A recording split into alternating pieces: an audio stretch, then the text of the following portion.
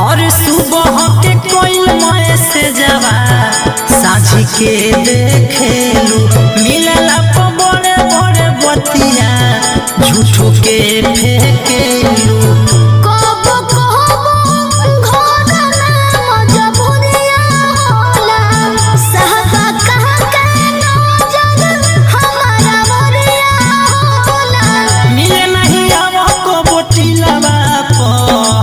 मिले